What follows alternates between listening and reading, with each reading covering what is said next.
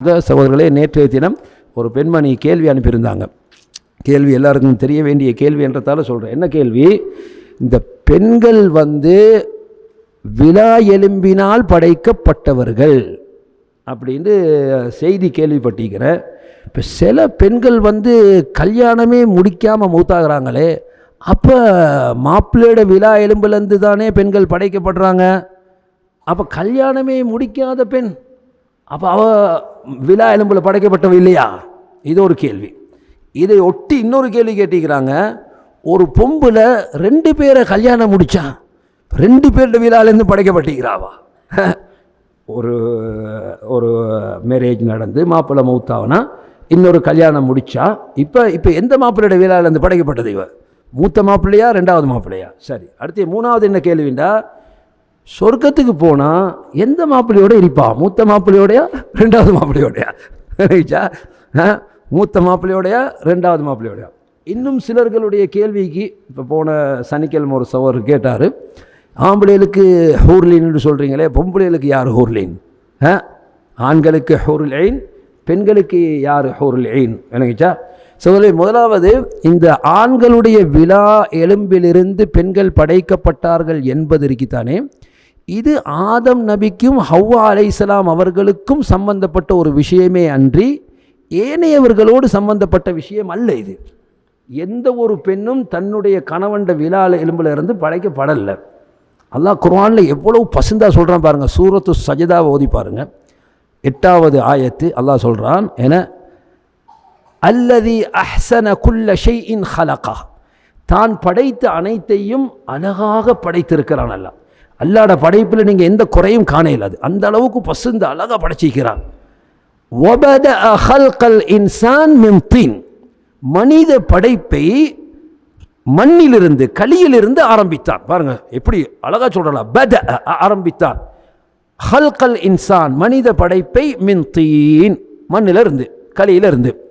பிறகு சொல்றான் சும்ம ஜஅல நஸ்லஹு, பிறகு அவனுடைய சந்ததியை மின் சுலாலத்தின் மின் மாஇன் மஹீன், தண்ணியிலிருந்து இந்திரியத்திலிருந்து நாங்கள் படைச்சோம். யாரை முதல்ல மண்ணால் படைச்சது? ஆதம் நபிய.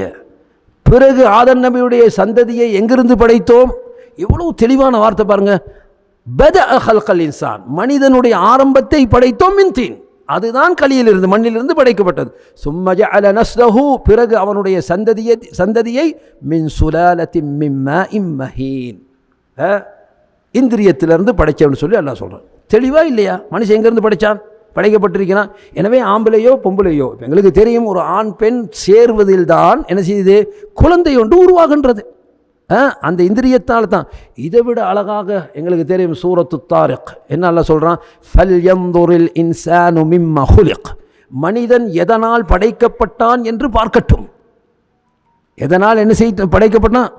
ஹுலிக மின் மாஇன் தாஃபிக், பாய்ந்து வரக்கூடிய நீரிலிருந்து படைக்கப்பட்டான். எங்கிருந்து படைக்கப்பட்டிருக்கிறான்? இப்போ மண்ணிலிருந்து அல்லாஹ் சொல்லலையே, பாய்ந்து வரக்கூடிய நீரிலிருந்து, அது முதுகன் தண்டுக்கும் எலும்புக்கும் இடையிலிருந்து வெளியாகின்றது. அப்போ தெளிவாக மனிதன் இந்திரியத்தினால் படைக்கப்படுகிறான். மனிதன் ஆம்பளை பொம்பளை எல்லாம் இருந்தான்.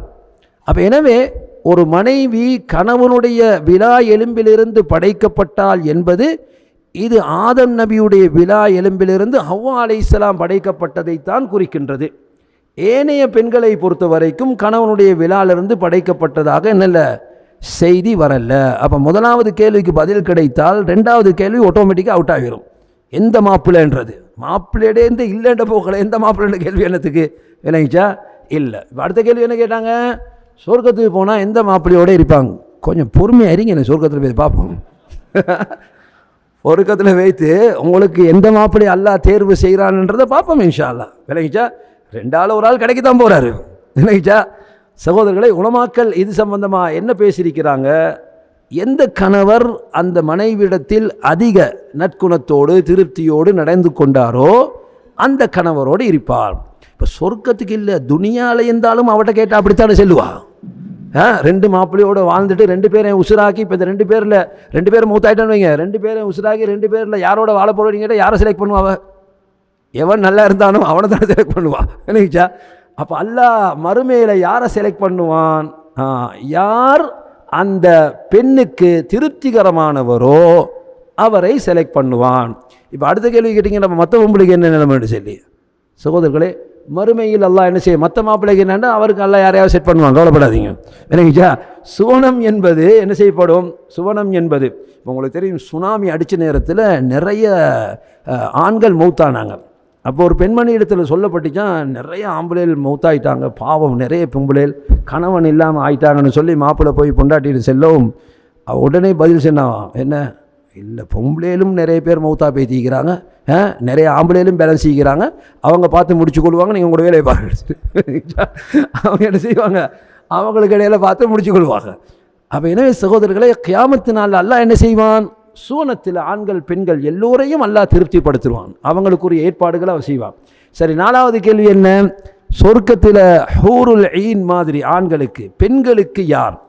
சகோதரர்களே, உலகத்தில் ஒரு ஆணுக்கு அல்லாஹ் பல பெண்களை அனுமதித்தான், 4 பெண்ணை முடிக்கலாம்னு. இது அல்லாஹ் உலகத்தில் பெண்களுக்கு அனுமதிச்சானா? பெண்களுக்கு அந்த அனுமதி வழங்கப்படலை. விளங்கிச்சா? இப்போ சாதாரணமாக மனிதர்களாகிய நாங்கள் எங்கள்கிட்ட கேட்டால், ஒரு வாப்பாடை போய்த்து உங்களோட மவளுக்கு 2 மாப்பிள்ளையை முடிச்சு கொடுமான்னு கேட்பா, ஓகேன்னு வரான்.